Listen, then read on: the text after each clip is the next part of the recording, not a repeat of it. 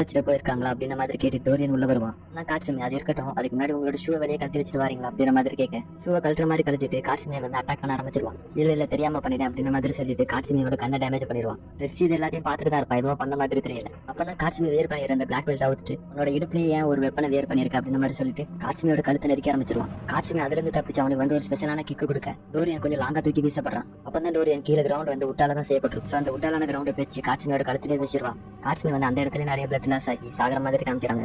அவனோட ஸ்டூடெண்ட் அவங்ககிட்ட நான் கொஞ்சம் அதிகமாக எதிர்பார்த்தேன், ஆனா இது கொஞ்சம் டிசப்பாயின்மெண்ட் தான் அப்படின்னு சொல்லிட்டு இந்த இடத்த லீவ் ஆக ஆரம்பிக்கிறான். இப்போ ரெட்ஸ் அவனை தடுத்து நிறுத்தி உன்னால அவ்வளோ ஈஸியா அந்த இடத்த லீவ் ஆக முடியும்னு நினைக்கிறியா? இப்போ டோரியன் திடீர்னு அல்ற மாதிரி நடிச்சு அவனோட மஸ்டாச்சில் இருக்கிற ஒரு ஹேர் எடுத்து ரெட்ஸை நோக்கி ஊதி விடுறான். ஆனா ரெட்ஸ் அதுல இருந்து தப்பிச்சு டோரியனுக்கு ஒரு கிக்கு கொடுக்க அப்ப சுத்தி இருக்கிறவங்களா ரெட்ஸ் தானே ஃபர்ஸ்ட் ஸ்ட்ரைக் பண்ணது அப்படின்ற மாதிரி பேசிட்டு இருக்கேன். ஆனா ரெட்ஸோட கண்ணை பார்த்தா அதுலதான் அவனோட ஹேர் வந்து குத்திட்டு இருக்குது. அப்ப ரெட்ஸ் இது வந்து என்ன முடியல அப்படின்ற மாதிரி சொல்லிட்டு அவன் அட்டாக் பண்ண போக எனிமையோட இடத்துல இருந்து சண்டை போட்டு அந்த அளவுக்கு ஒரு புத்திசாலித்தனமான விஷயம் இல்லை அப்படிங்கிறதுனால டோரியன் வந்து அவனோட பாக்கெட்ல இருந்து ஆல்கஹால் எடுத்து குடிக்க ஆரம்பிக்கிறான். எல்லாருமே பார்த்து குழம்பு போயிருக்கேன். அந்த ஆல்கஹால் அவனை சுத்தி ஊத்திட்டு தப்புன்னு லைட்டர் எடுத்து அந்த இடத்துல நெருப்பு உண்டாக்கிட்டு தப்பிச்சு போயிருவான். ரெட்ஸ் டோரியன் தப்பிச்சு போயிட்டான் அப்படிங்கிறதுனால ரொம்பவே கோவமா இருக்கிறான். பாக்கிக்கு அன்னைக்கான லாஸ்ட் கிளாஸ்ல பிசிக்கல் டெஸ்ட் வைக்கிறாங்க. இன்னைக்கான டெஸ்ட் என்னதுலாம்னா 100 மீட்டர் டேஷ், குண்டெறிதல், long jump, chinups and 1500 meters run. இது எல்லாத்தையும் இன்னைக்கு ஆர்டரா பிசிக்கல் டெஸ்ட் பண்ண போறோம் அப்படின்ற மாதிரி அந்த பிடி மாஸ்டர் சொல்ல எல்லா பசங்களும் இது எல்லாத்தையும் இன்னைக்கே பண்ணணுமா அப்படின்ற மாதிரி யோசிச்சுட்டு இருக்காங்க. பாக்கி அவனோட லைஃப்ல இதான் ஃபர்ஸ்ட் டைம் பிசிக்கல் டெஸ்ட் பண்றாங்க.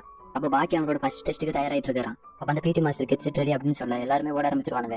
பாக்கி மட்டும் அந்த இடத்துல அப்படியே நிற்பான். ஓடுறா பாக்கி என்ன பண்றது அப்படின்னு சொல்ல இப்ப பாக்கி பின்னாடி இருக்க டேட்டா கொஞ்சம் புஷ் பண்ணி ஓடலாம் ட்ரை பண்ண அந்த இடத்துல வலிக்கிட்டு நின்றுவான். அந்த பசங்க எல்லாம் ஓடி கம்ப்ளீட் பண்ணிடுவாங்க. நெக்ஸ்ட் ட்ரைனிங் ஆன பால் த்ரோ பண்றதுல லாங்கா த்ரோ பண்றதுக்கு பதிலாக காலுக்கிட்டே த்ரோ பண்ணிடுவான். அதுவும் அங்க பிச் ஆகி பயங்கரமான ஹைட் போக ஆரம்பிச்சு. நெக்ஸ்ட் அந்த பந்து கீழே வந்து இருக்கிறதுலே கம்மியான 21 மீட்டர்ல போயிருக்கும். நெக்ஸ்ட் லாங் ஜம்ப் பண்றதுக்கு ஓடி வந்து ஜம்ப் பண்றதுக்கு ஒரு லைன் வச்சிருப்பாங்க. லைன்ல வந்து கரெக்டா நின்னுக்கிட்டு என்ன பண்ணணும் தெரியாம வச்சிட்டு இருப்பான். அப்ப அந்த பிடி மாஸ்டர் போய் ஜம்ப் பண்றா அப்படின்னு சொல்ல அப்ப பாக்கி அங்க இருந்து ஜம்ப் பண்ண இந்த லாங் ஜம்போட மேக்ஸிமம் கோட்டையே தாண்டி ஜம்ப் பண்ணிடுவான். அப்ப அந்த பிடி மாஸ்டரும் இந்த மெஷர்மெண்ட்டுக்குள்ள போய் ஜம்ப் பண்ணிருந்தா நீ எவ்வளவு தூரம் ஜம்ப் பண்ணிருக்கேன் மெஷர் பண்ண முடியும். இப்போ எங்கேயோ போய் என்ன என்னடா பண்றது அப்படின்னு மாதிரி வச்சிட்டு இருப்பாரு. ட்ரைனிங் ஆன சின்னப்ஸ் பண்றதுல நெப்ஸ் எடுக்கிறத கவுண்ட் பண்ண ஒரு 2 பசங்களை விட்டுருப்பாரு பிடி மாஸ்டர். அவங்க 2 பேரும் லைட்டா திரும்பி சைடு திரும்புறதுக்குள்ளேயே பாக்கி 15 போட்டு முடிச்சிருவான். அந்த பிடி மாஸ்டர் வந்து 15 போட்டு முடிச்சிட்டு அப்படின்னு சொல்லி அந்த 2 பசங்க கேட்டா 15 போட்டாலாம் தெரியல, ஆனா போட்டான் அப்படின்ற மாதிரி சொல்லுவாங்க. அதை கேட்ட பிடி மாஸ்டர் நின்று பாக்குறேன் பொறுமையா ஒவ்வொன்றா போடு அப்படின்ற மாதிரி சொல்றாரு. இங்க வந்து சின்னப்ஸ் போடும்போது அவனோட பாடி லைட்டா மேல லிஃப்ட் பண்ண பார் கம்பியே பிச்சு தூக்கிட்டு போயிடுவான். அந்த பிடி மாஸ்டர் அதை பார்த்துட்டு ரன்னிங் போச்சுன்னா அதே இடத்துல கவுண்ட் கிடக்க பால லாங்கா வீசுறதுனா காலு கடியே வீசுறேன். லாங் ஜம்ப் அந்த கட்டத்துக்குள்ள குதிக்கிச்சோன்னா எங்கேயோ பிடிக்கிறேன். சின்னப்ஸ் போடுச்சுன்னா அந்த கம்பியை பிச்சுட்டு போயிடுறேன். இது வரைக்கும் நடந்த எந்த ஒரு பிசிக்கல் ட்ரைனிங் நீ வந்து பாஸ் ஆகலடா, என்னடா பண்ண போற அப்படின்ற மாதிரி பாக்கியை பார்த்து கேட்க அப்ப பாக்கி அந்த பிடி மாஸ்டர் கிட்ட 1500 மீட்டர் ரன்னிங் வேர்ல்ட் ரெக்கார்ட் எவ்வளவு அப்படின்ற மாதிரி கேட்பா. கேட்ட எல்லாருமே ஆச்சரியப்படுவானுங்க. சரி நான் வேர்ல்ட் ரெக்கார்ட் எவ்வளவு சொல்றேன், பட் அந்த வேர்ல்ட் ரெக்கார்ட் பீட் பண்ணிட்டானா அவனுக்கு இது வரைக்கும் நடந்த எல்லா பிசிக்கல் ட்ரைனிங்லயுமே பெர்ஃபெக்ட் மார்க் போடுறான் அப்படின்ற மாதிரி சொல்றாரு. அந்த ரெக்கார்ட் என்னன்னா 3 minutes 26 seconds. பாக்கி 3 minutes 26 seconds அவ்வளவுதானா அப்படின்ற மாதிரி யோசிச்சுட்டு அவன் போட்டு ஷார்ட்ஸ் அண்ட் ஷார்ட்டையும் கழட்டுவான். அவனோட கிளாஸ் பசங்க வந்து ஃபர்ஸ்ட் டைம் அவனோட பாடியை பாக்குறாங்கன்னு நினைக்கிறேன். சில பேர் வந்து அவன் ஸ்டெராய்டு யூஸ் பண்ணிருப்பான் அப்படின்ற மாதிரி பேசுறாங்க. அவனோட பாடியை பார்த்து பிடி மாஸ்டர் பையன் ஜெயிச்சிடும் அப்படின்ற மாதிரி அவருக்கு ஒரு நம்பிக்கை வருது. இப்போ கவுண்டரை ஸ்டார்ட் பண்ணி ரெடி சொல்ல பசங்க நான் காவாசி கம்ப்ளீட் பண்றதுக்குள்ளே பாக்கி வந்து 1 லேப்பை கம்ப்ளீட் பண்ணிடுறான். அந்த ஃபர்ஸ்ட் லேப்லயே வந்து 400 மீட்டருக்கான ரெக்கார்ட் பிரேக் பண்றான். நெக்ஸ்ட் லேப்ல வந்து 800 மீட்டருக்கான ரெக்கார்டையும் பிரேக் பண்றான். அதை பார்த்து பிடி மாஸ்டர் வந்து பயங்கரமான ஆச்சரியத்துல இருக்காரு. பாக்கி ஒரு 1000 மீட்டர்ஸ் தாண்ட பிறகு அவனுக்கு வந்து ஒரு தடுமாற்றம். பார்த்து பிடி மாஸ்டர் அவனோட மசில் வந்து கிராம்ப் ஆயிடுச்சா. அப்பதான் பேக்ரவுண்ட்ல ஒரு வாய்ஸ் ஓவர். பாக்கி வந்து அவனோட பாடியை வந்து ஸ்ட்ரென்தன் பண்றதுக்கு தான் ட்ரைனிங் பண்ணிருக்கான், ஆனா ஸ்பீட் தாண்டி கிடையாது. அதுவும் அவனோட ட்ரைனிங் எப்படி இருக்குன்னா ட்ரைனிங் பண்ணும்போது அவனோட பாடியில வந்து ஹெவி வெயிட் இருக்கிற மாதிரி இமேஜின் பண்ணிப்பானா. அப்பதான் அவனோட மசிலுக்கு வந்து நிறையவே டென்ஷன் கொடுக்க முடியும் அப்படிங்கிறதுனால சோ அதே மாதிரி தான் இப்போ பாக்கி வந்து ஒரு ஹெவிலோட எடுத்துட்டு போற மாதிரி இமேஜின் பண்ணிட்டு இருக்கான். சோ அதனாலதான் அவனோட ஸ்டெப்ல வந்து ரொம்பவே பிரஷர் கொடுத்து ஸ்லோவா ஓடி வந்துட்டு இருக்கான் அந்த மாதிரி சொல்றாங்க. சோ ஃபைனலா ட்ரைனிங் முடிய பாக்கி தான் லாஸ்டா வந்து சேரும். பாக்கி வந்து அந்த டெஸ்ட்ல ஃபெயில் ஆகியிருந்தாலும் பிடி மாஸ்டர் அவனை பார்த்து ரொம்பவே இம்ப்ரெஸ் ஆயிருப்பாருல, ஆனா அவனை வந்து பாஸ் பண்ணி போடுறாரு. நைட்டு பாக்கி டேட்டா படுத்து இருக்கும்போது நம்ம வந்து இந்த மாதிரியான விஷயத்துக்கு செட் ஆக மாட்டோம் போல அப்படின்னு மாதிரி சொல்லிட்டு படுத்து தூங்கிடுவான். நெக்ஸ்ட் யாக்குவா வந்து ஒரு 2 பேரும் மீட் பண்ண வந்திருக்காங்க. அப்ப அதுல ஒருத்தன் பயங்கரமா சாப்பிட்டு இருக்கான். அதை பார்த்துட்டு என்னமா சாப்பிடுறான் அப்படின்ற மாதிரி ஆச்சரியப்படுவார். அந்த இடத்துல இக்காரின்னு ஒருத்தர் இருக்காரு. அவர் யாரு அப்படின்னு பாத்தீங்கன்னா இதுக்கு முன்னாடி நடந்த மேக்ஸிமம் டோர்னமெண்ட்ல பாக்கிக்கு எதிராக சண்டை போட்டுருக்காரு. பட் ஆனா அவரால் பாக்கிக்கு எதிராக வின் ஆக முடியல. இப்ப அவர் தான் அவருக்கு முன்னாடி இருக்கிற அந்த ஆளை ஸ்பான்சர் பண்ணி கூட்டிட்டு வந்திருப்பாரு போல. சோ அவன சாதாரணமான ஆள் கிடையாது. ஜூடோ வேர்ல்ட் ஷிப் அப்படிங்கிற ஒரு காம்படிஷன்ல சாம்பியனா வின் ஆகி இருக்கிறான். யாக்குபு அவனோட கேரக்டர் எல்லாம் பார்த்துட்டு ஃபார்மர் சாம்பியனா இருந்தாலும் மேனேஜே இல்லையாப்பா அப்படின்ற மாதிரி சொல்லுவாரு. யூத் எல்லாம் அரகண்டா தான் இருக்கணும் அந்த மாதிரி அவர் பேசிட்டு இருக்கும்போது அப்ப அந்த திண்ணி மாடாங்கன்னு பாட்டி யாக்குபா கிட்ட நெக்ஸ்ட் காம்படிஷன் எப்போ எங்க எப்படின்னு கூட எனக்கு முக்கியம் இல்லை, நீங்க சரின்னு சொன்னா மட்டும் போதும், நான் இங்க கூட சண்டை போட தயார் அப்படின்ற மாதிரி சொல்லுவான். ஆனா யாக்குபா என்னோட டோர்னமெண்ட்ல பிரைஸ் மணி கிடையாது உனக்கு தெரியும்ல, அது எல்லாருக்குமே தெரிஞ்ச விஷயமாச்சு. உங்களோட டோர்னமெண்ட் வந்து ஒரு லெஜெண்டரி டோர்னமெண்ட் ஆச்சு. அதுல ஜெயிக்கிறது மூலமா நமக்கு வந்து ஸ்டேட்டஸ் கிடைக்கும். அது மட்டும் இல்லாம மணி வந்து அதுக்கு அடுத்து நம்மள தானா ஃபாலோ பண்ணி வர போகுது. இதைத்தான் எங்க கேப்டன் சொல்லி கொடுத்துருக்காரு அந்த மாதிரி சொல்ல அப்ப அவனோட தலையில அவன் சாப்பிட்ட 4 பேர் தூக்கி யார வைப்பாங்க. எக்ஸ்பெக்ட் பண்ண மாதிரி அது வேற யாரும் இல்ல, ஸ்லாட்ஸ்கி. அவன் பின்னாடி திரும்பி சிக்காட்சியோட கோட்டை கிராப் பண்ண கட்சி அவனோட கையில 2 ஆடை குத்தி விட்டுட்டு அவனோட ஃபேஸ் 3 துண்டா கிழிச்சு விட்டுருவான். அதுவும் அவனோட நார்மலான ஹேண்டை யூஸ் பண்ணி மட்டுமே. சிக்காட்சிக்கு அவனோட பாயிண்ட் ஆஃப் வியூல ஃபைட் வந்து எப்படி இருப்பான் அப்படின்னு வச்சிருக்கான் அப்படின்னா ஃபைட் நான் ஒருத்தர் சொல்லி தான் ஆரம்பிக்கணும் அப்படின்லாம் கிடையாது. இப்ப நடந்துச்சுல அதான் ஃபைட் அப்படின்ற மாதிரி சொல்ல. பட் ஆனா நீங்க ஒண்ணு கவலைப்பட வேண்டாம், ஃபைட் பண்றதுக்கு முன்னாடி ஒரு ரிஹர்சல் பண்ணணும்ல, அதான் இப்ப நான் பண்ணது. யாக்குவா எல்லாருமே உறைஞ்சு போயிருக்காங்க. அப்ப அங்க அடிபட்டிருந்த அவனை ஆம்புலன்ஸ்ல ஏத்திட்டு இந்த மீட்டிங் அவன் வாழ்க்கை நீ மறக்கவே மாட்டா அப்படின்னு சொல்லிட்டு இகாரி வந்து பின்னாடி திரும்ப அவனோட ஃபேஸ்லயே ஒரு கிக்கு விடும். கிக்கு மட்டும் இல்லாம இகாரியோட ஃபேஸையும் சேர்த்து கிழிச்சு விட்டுருவான். அதை பார்த்த ஆம்புலன்ஸ்ல டிரைவர் யாக்கு அவன் வாயை பிளந்துட்டு இருப்பானுங்க. சிக்காச்சிக்கு யாக்கு அந்த இடத்துல இருந்து எங்கேயோ கூட்டிட்டு போயிட்டு இருக்காரு. இப்போ ஸ்பாண்டனியஸா ஸ்பெக் வந்து அவன் அடைச்சப்பட்ட ஜெயில இருந்து தப்பிச்சு போயிருக்கான். அப்ப சிக்காச்சிக்கு யாக்கு எங்க கூட்டு வந்திருக்காரு அப்படின்னு பாத்தீங்கன்னா அவரோட ஃபேமிலி ஓன் பண்ற கொலசியம் தான் கூட்டு வந்திருக்காரு. சிக்காச்சிக்கு அந்த இடத்துல பிளட் ஸ்மெல்ல உணர முடியுது. ஸோ கொஞ்ச நாளைக்கு முன்னாடி நடந்த டோர்னமெண்ட்ல நிறைய பேர் செத்துருக்கலாம், நிறைய பேர் வந்து அவங்களோட பிளட் லாஸ் பண்ணிருக்கலாம். ஸ்மெல் வந்து எல்லா கிரிமினல்ஸையுமே ஸ்டேடியத்தை நோக்கி வர வச்சிருக்கு. இல்ல சில பேர் வந்து அவங்கள அறியாம இங்க வந்திருக்காங்க. அப்ப யாக்கு வந்து அவங்க எல்லாத்தையும் வந்து கேட்கணும். அந்த மாதிரி சொல்ல வந்து இவங்க 4 பேரையும் நான் ஃபர்ஸ்ட் டைம் மீட் பண்றேன். சரி, அதை விட என்கிட்ட கொஸ்டின் கேட்க உனக்கு என்ன ரைஸ் இருக்கு அந்த மாதிரி கேட்க. இப்ப நிக்கிற அந்த கொலசியம் வந்து என்னுடையது. ஸோ அப்படின்னு நீ கேட்கற கொஸ்டினுக்கு நாங்க ஆன்சர் பண்ணி ஆகணும்ல. நீங்க எல்லாரும் இருக்கீங்க வந்திருக்கீங்க அப்படின்னு கேட்கும்போது ஒருத்தர் அவங்க உங்களுக்கு ஒரு ரீசன் சொல்றாங்க. வேற வந்து பிளட்டர் அட்ராக்ட் பண்ணி வரப்பட்டிருக்காங்க. சில பேர் வந்து அவங்க தோக்கிறதுக்கான பேச தேடி வந்திருக்காங்க. ஸோ இந்த மாதிரி ஒவ்வொருத்தர் அவங்களுக்கான ஒரு காரணத்தை சொல்லும்போது கேட்கறதுக்கு ரொம்பவே நல்லா இருக்கு. என்னால உங்க எல்லாருக்குமே டிஃபிட்ட கிஃப்டா கொடுக்க முடியும். அந்த மாதிரி யாக்கு சொல்ல ஸ்பெக் ஒரு மாதிரி சிரிச்சிட்டு உன்னோட கிஃப்ட்டை யார் கேட்டா அப்படின்ற மாதிரி சொல்லிட்டு அந்த கொலோசியமோட என்ட்ரன்ஸ் ஏட்டி பாக்குறாங்க. அதை பார்த்து யாக்குமே ஷாக் ஆக அந்த கொலோசியம்குள்ள பாக்கி என்ட்ராகி சரி என்கிட்ட ஏதாவது பிசினஸ் இருந்தா அதை இப்பவுமே முடிச்சிடலாமா அப்படின்ற மாதிரி கேட்கறான். கொலோசியம்குள்ள இன்னொரு டீமே என்ட்ராகுது. டீம்ல டெப்போ வச்சு அப்படிங்கிறவர் இருக்காரு. டெப்போ வச்சு யாக்குவா தான் ஒரு மெசேஜரை சென்ட் பண்ணி வர வச்சிருக்காரு. துக்காவ வச்சு எனக்கு தரியாவும் அந்த டீம்ல இருக்காங்க. ஸோ எல்லா டீமுமே ஒரே இடத்துல கேதர் ஆக ஆரம்பிச்சிட்டாங்க. இதுக்கப்புறம் டெப்போ வச்சு யார் அப்படிங்கிறதுக்கு ஒரு இன்ட்ரடக்ஷன் கொடுக்குறாங்க. காட்சுமி இப்போதைக்கு அந்த ஷின்ஷின்காய் அப்படிங்கிற டோஜோவை ஓன் பண்ணிட்டு இருந்தாலும் டோஜோவை உருவாக்குனது வந்து டெப்போ வச்சு தான். இப்போ இவர் அந்த டோஜோல இருந்து லீவ் ஆயிட்டாரு. அது மட்டும் இல்லாம இவர் பிரைம்ல இருந்த டைம்ல இவரை வந்து காட் ஆஃப் ஆர் அப்படின்னு சொல்லுவாங்களாம். ஸோ அதே டீம்ல நமக்கு தெரியாத இன்னொரு கேரக்டர் இருந்திருப்பாங்கல்ல, அவருக்கான இன்ட்ரடக்ஷன் இப்போ கொடுக்குறாங்க. ஸோ அவரோட நேம் வந்து ஹனாயாமா. ஸோ இவர் வந்து 15 வயசுலேயே ஹனாயாமா அப்படிங்கிற கேங்குக்கு வந்து லீடர் ஆயிருக்காரு. அது மட்டும் இல்லாம இவருக்கு வந்து ஜப்பான்லேயே பெஸ்ட் ஸ்ட்ரீட் ஃபைட்டர் அப்படிங்கிற நேம் கொடுத்துருக்காங்க. ஸோ இந்த மாதிரி இதில் அவங்களோட இன்ட்ரடக்ஷன் முடியும். ஸோ அதில் நிறைய பேர் வந்து ஜெயில இருந்து தப்பிச்சு வந்தது காரணமே ஜப்பான்ல 17 வயசுல ஒரு சாம்பியன் இருக்கிறான் அப்படிங்கிறனால தானே. ஸோ அதனால டோக்கியோ வந்து ரீசெண்டா நடந்த ஒரு டோர்னமெண்ட் பத்தி சொல்ல ஆரம்பிக்கிறாரு. அந்த டோர்னமெண்ட்ல 38 ஃபைட்டர்ஸ் கலந்துருக்காங்க. அந்த டோர்னமெண்ட்ல தான் வேர்ல்ட்லேயே ஸ்ட்ராங்கஸ்டான பயங்கரமான மார்ஷல் ஆர்ட்ஸ்லாம் கலந்துருக்காங்க. இந்த கொலசியம்ல நடந்த அந்த மேட்ச் தான் வேர்ல்ட்ல மட்டும் என்ன ஹிஸ்டரியே அதுதான் பெஸ்ட் ஃபைட்டா இருந்திருக்கும். அந்த டோர்னமெண்ட்ல வின் ஆனது வேற யாருமே இல்லை. வெறும் 17 வயசு மட்டுமே நடந்த ஏதோ இந்த சின்ன பையன் பாக்கி ஹன்மா. ஸோ அப்போ டோக்கியோ அந்த மேட்ச் எப்படி இருக்க போகுது அப்படிங்கிறத பத்தி பேச ஆரம்பிக்கிறாரு.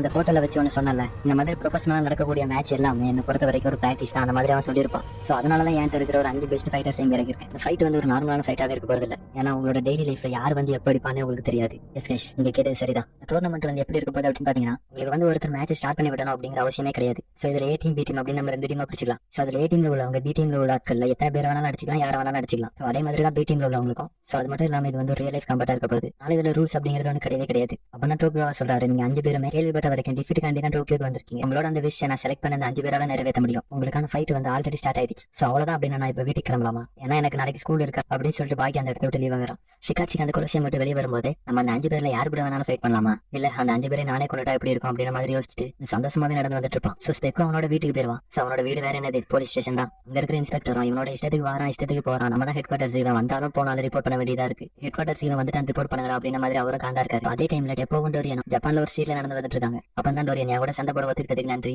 ஸோ அதெல்லாம் இல்ல, நீ என்னோட டோஜோல போய் ஏதோ பிரச்சனை பண்ணான்னு கேள்விப்பட்டேன். சரி, நம்ம எப்போ சண்டே ஸ்டார்ட் பண்ணலாம். ஓ, அது ஆல்ரெடி ஸ்டார்ட் ஆயிட்டல. இந்த மாதிரி வந்து பேசிட்டு வந்துட்டு இருக்கும்போது அடுத்து ரெட்ஸ் அவனோட ரிவெஞ்ச் கம்ப்ளீட் பண்ண வந்துட்டு இருக்கான். ஸோ பார்த்துட்டு இப்போ ரெட்ஸ், நீ இங்க என்ன பண்ணிட்டு இருக்க? சாரி, நான் மறந்துட்டேன், நீ அந்த இன்சிடென்ட்ல இன்வால்வ் ஆகியிருந்தல அந்த மாதிரி சொல்லிட்டு டோரியனோட மூஞ்சி சரண பேக் தூக்கி அடிச்சுவாரு. டோரியன் வந்து ஆச்சரியப்படுறதுக்குள்ள அவனோட ஃபேஸ்லயே வந்து ஒரு கிக் வரும். எப்போ ரெட்ஸ் கிட்ட சொல்றாரு, உனக்கு முன்னாடி அவங்க கூட சண்டை போடுறதுக்கு என்ன மன்னிச்சிருப்பா. இதை அவர் சொல்லிட்டு இருக்கும்போதே டோரியன் ரெட்ஸ் கிட்ட யூஸ் பண்ண அதே ஃபயர் டெக்னிக் யூஸ் பண்றான். பட் ஆனா டெப்போ அவரோட ஹேண்ட்ஸ் ஸ்பீடா மூவ் பண்றது மூலமா அந்த ஃபயர் வந்து அவர் மேல படாம தடுத்துக்கிறாரு. ஸோ அவர் யூஸ் பண்ண அந்த டிஃபென்ஸ் டெக்னிக்கை யூஸ் பண்றது மூலமா கன் மிஷைல் அப்படி எது வந்தாலுமே தடுத்துடலாம் அப்படின்ற மாதிரி சொல்றாரு. ஸோ அதே டைம்ல சிக்காச்சியை வந்து ஒரு 3 பேர் ரவுண்ட் எடுக்கிறாங்க. யாருன்னு பார்த்தா ஹோட்டல் ஈகாரின்னு ஒருத்தர சண்டை போட்டுருப்பான்ல அவன் தான். ஸோ அவன் 2 அடியாளங்களை கூட்டு வந்து சிக்காச்சியை வந்து ஈஸியாக கேப்சர் பண்றான். ஸோ அவனை கேப்சர் பண்ண பிறகு ஒரு மாதிரி சிரிப்பான். அதை அவனுக்கு பாத்துக்க மாட்டானுங்க. ஸோ அப்பவே நமக்கு தெரிஞ்சிருச்சு வந்து ஏதோ பிளான் போட்டிருக்காங்க. அவங்க டோரியனுக்கு டெப்போக்கு சண்டை நடந்துட்டு இருப்பான்ல, அவங்க 2 பேருக்கு நடுவில் ஏதோ ஒரு த்ரெட் வந்து மினுங்கிற மாதிரி தெரியுது. அதை பார்த்து அடிச்சு டெப்போ வார்னிங் பண்றதுக்குள்ள அவரோட ஹேண்ட் ரேஸ்ட் வந்து துண்டா போகுது. இப்போ டோரியன் அவன் கையில இருக்கிற த்ரெட் அந்த இன்விசிபிளான ஒயர் வந்து எப்படி உருவாகிச்சு அப்படிங்கிறதுக்கான ஒரு ஹிஸ்டரி சொல்றான். காலத்தோட முடிவுல இளைஞர்கள் வந்து ஸ்மாலாவோ பிக்காவோ அங்காவோ தின்னாவோ பொருளை கண்டுபிடிச்சிட்டு இருந்தாங்க. அப்பதான் சயின்டிஸ்ட் வந்து இந்த ஒயரை கண்டுபிடிச்சாங்க. அங்க இருக்கணும், ஆனா அதே சமயத்துல தின்னாவும் இருக்கணும். அது மட்டும் இல்லாம அன்பிரேக்கபிளாவும் இருக்கணும். மக்கள் எல்லாருமே சயின்டிஸ்டுக்கு அப்புறம் மெஜிஷியன்ஸ் தான் இந்த ஒயர் யூஸ் பண்ணிட்டு இருந்தாங்க அப்படின்ற மாதிரி நினைச்சிட்டு இருந்தாங்க.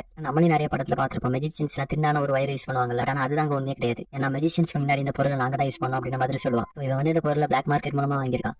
அதுவும் ஒரு மீட்டருக்கு வந்து $100 பக்கம் இருக்கும். ஸோ அது மட்டும் இல்லாம இந்த ஒயரை நான் டைட்டானியம் கூட சிண்டர் பண்ணிருக்கேன். அதனால இதோட எட்ஜ் வந்து ரொம்பவே ஷார்ப்பா இருக்கும். இந்த ஒயர் வந்து ஸ்பைடர் வெப்பை விட தின்னா இருக்கிறனால ஒன்னால இதை சீல் பண்ண முடியாது. இதை கேட்ட பிறகுதான் உங்களுக்கு வந்து ஒரு ஐடியா வருது, இதை எப்போ கையில மாட்டிருப்பான்னு. எப்போ அவனை கிக் பண்ணார்ல, அப்ப அவன் கையிலேயே மாட்டி விட்டுருக்கான். இப்போ அவனை பார்க்கும்போது எனக்கு ரொம்பவே இம்ப்ரெசிவா இருக்குது. ஏன்னா உன்னோட ஹேண்ட் ஸ்ட்ரென்தன் பண்றது மூலம் உன்னோட ப்ளீடிங் வந்து நீ கண்ட்ரோல் பண்ணிட்டு இருக்கு. அதனால என் கூட உனக்கு என்ன ஃபைட் பண்ணணும்னு தோணுது அப்படின்ற மாதிரி கேட்க கேட்டதப்ப வந்து நான் இதுக்கு கவலைப்படுறேன்னு நினைக்கிறியா? உனக்கு ஒன்று தெரியுமா, பண்டலா இருக்கிற மோங்கில ஸ்ட்ரைக் பண்ணி ட்ரைனிங் எடுக்கும்போது என்னோட கை வந்து நிறைய தடவை டிஸ்லோகேட் ஆயிருக்கு, உடஞ்சிருக்கு. அதனால நான் நிறைய தடவை வரல இல்லைனா எப்படி இருக்கும் அப்படின்னு கூட ஆசைப்பட்டிருக்கேன். இப்போ என்னோட ஆசை நிறைவேறிச்சு அப்படின்னு சொல்லிட்டு ஒரு பஞ்சு கொடுக்க டோரியன் முடிச்சு பார்த்து ரெட் சவுண்ட் எப்போ அந்த இடத்த விட்டு எஸ்கேப் ஆயிருப்பாங்க.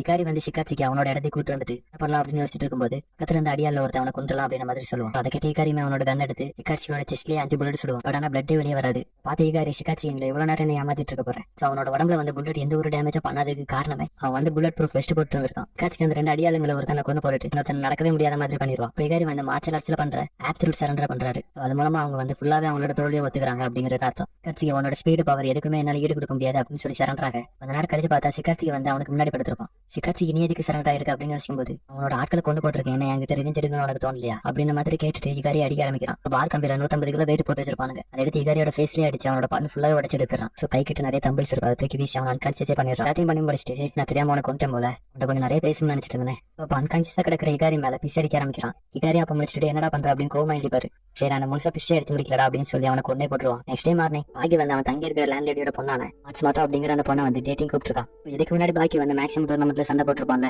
பாக்கி கூட தான் அவங்க இருந்திருக்காங்க. இப்போ மாட்டோ வந்து பாக்கி என்ன டேட்டை கூட நான் எதிர்பார்க்கவே இல்லை அப்படின்ற மாதிரி சொல்ல 2 பேரும் கிட்ட ஒரே வீட்டுக்கிட்ட வாழ்ந்துட்டு இருக்கும்போது எனக்கு கேட்க ஒரு மாதிரி தான் இருந்துச்சு. ஸோ அப்படின்னு நீ என்கிட்ட இதுக்கு முன்னாடி கேட்கணும்னு நினைச்சிட்டு இருந்தியா அப்படின்ற மாதிரி அவங்க கேட்க பாக்கி ஆமா அப்படின்ற மாதிரி சொல்றான். ஸோ அப்போ அவங்களோட 4 ரவுடி பசங்க ரவுண்டு கட்டிட்டு உங்ககிட்ட வாழ்ந்துட்டு பணம் எல்லாத்தையுமே வெளியே எடுத்துவாங்க. ஸோ அப்போ பாக்கி அவங்கள பார்த்து எங்களை கொஞ்சம் தனியா விடுங்கடா அப்படின்ற மாதிரி ஒரு லுக் விடுவான். அதை பார்த்த முன்னாடி இருந்த 3 பேருமே பயந்துருவானுங்க. ஸோ அப்போ பாக்கியோட ஷோல்டர்ல ஒருத்தன் கையை போட்டுட்டு இருப்பான். பாக்கி அவனை டப்புன்னு சொல்லிட்டு முன்னாடி நிக்க வைக்க அவனுக்கு என்ன நடந்துச்சு அப்படின்னே தெரியல. ஸோ அவங்க 2 பேருமே டேட்டிங் காலையில இருந்து ஈவினிங் வரைக்கும் ஜாலியா தான் என்ஜாய் பண்றாங்க. 2 பேருமே டேட்டிங் முடிஞ்சு வீட்டுக்கு நடந்து போயிட்டு இருக்கும்போது பாக்கி மாட்டோட கையை பிடிப்பான்.